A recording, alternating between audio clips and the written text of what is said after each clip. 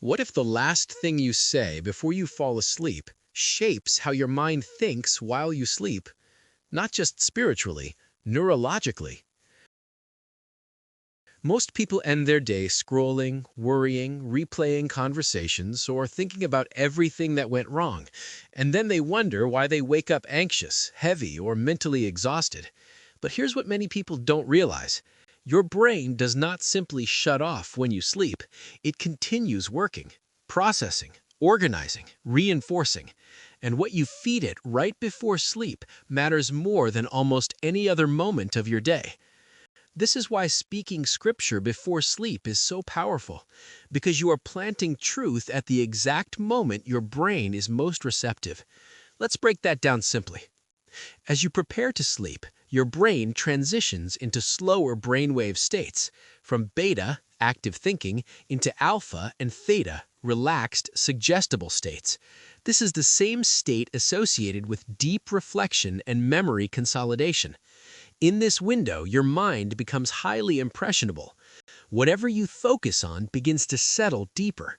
So, if you go to sleep rehearsing fear, your brain strengthens fear pathways. If you go to sleep replaying stress, your brain reinforces stress patterns. But if you speak scripture, you give your brain something different to build on.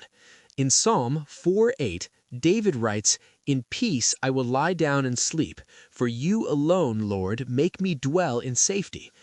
That is not just a spiritual statement, it is a mental posture. Peace before sleep creates stability during sleep, and speaking scripture helps establish that peace. Here's why. When you speak out loud, you activate multiple parts of your brain at once: your speech centers, your hearing centers, and your emotional processing systems. So when you declare something like, "The Lord is my shepherd, I shall not want," from Psalm 23, your brain doesn't just register information, it experiences reinforcement. You are seeing the words, saying the words, hearing the words. That multisensory engagement tells your brain this matters, and the brain prioritizes what it believes matters. But there's more happening beneath the surface. During sleep, your brain consolidates memories, strengthening neural connections formed throughout the day. This process is part of what scientists call memory consolidation. So whatever is most recent and emotionally significant often gets prioritized. That means your final thoughts are not random, they are influential. Speaking scripture before sleep places truth at the front of that process. It becomes the last input your brain organizes around. Now connect that with what scripture teaches. In Psalm 1:2, the righteous person is described as someone who meditates on God's law day and night. Night is not excluded, because transformation happens through repetition. When truth is repeated consistently, it moves from awareness into identity, and nighttime repetition accelerates that process. There's also an emotional component. The amygdala, the part of your brain that processes fear, is highly active when you're stressed. If you go to bed anxious, your brain carries that state into sleep, often resulting in restless nights or negative dream patterns. But calm, confident speech can reduce that activity. So when you declare verses like Isaiah 26:3, "You will keep in perfect peace those whose minds are stayed on you," you are not just quoting scripture. You are calming your internal alarm system. You are signaling safety, and your body responds. Heart rate slows, breathing steadies, muscles relax. That's not accidental. That's alignment between truth and physiology. There's also something powerful about identity reinforcement before sleep. All day long, your mind absorbs messages. You're behind. You're not enough. You're failing. You should be further by now. If those messages go unchallenged, they settle into your subconscious. But when you speak scripture at night, you interrupt that narrative. You replace it. When you say, "I can do all things through Christ who strengthens me," from Philippians 4:13, you are not hyping yourself up. You are correcting your internal dialogue, and the brain builds around what is repeated. This is how neuroplasticity works. Repeated thoughts create stronger pathways. Repeated spoken truths reinforce them even more. So, night after night, as you speak Scripture, you are not just ending your day, you are rewiring your mind.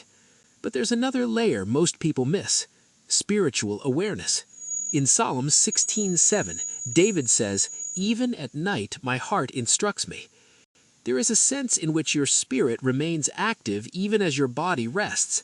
What you meditate on before sleep often continues internally. That's why worry can feel louder at night, and it's also why truth can echo there too.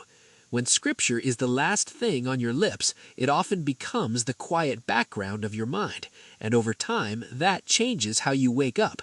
Instead of waking up overwhelmed, you wake up anchored. Instead of starting your day in reaction, you start in alignment, because your mind has already been shaped overnight. Even Jesus Christ modeled intentional rhythms of rest and connection with the Father. Throughout the Gospels, we see him withdrawing, praying, and aligning before major moments. Rest was never meant to be empty. It was meant to be filled with trust. So, what does this look like practically? It doesn't have to be complicated. Choose one or two verses. Speak them slowly, speak them out loud, speak them with intention. Not rushed, not distracted. Let the words settle. Then go to sleep. You don't need a long routine.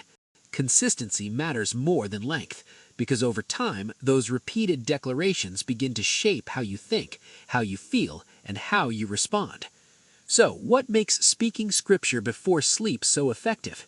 It aligns your mind before rest, it calms your emotional system, it reinforces truth in your memory, it reshapes your internal dialogue, and it influences how your brain processes the night. You are not just ending your day, you are setting the foundation for the next one. So, tonight, don't let your last words be worry.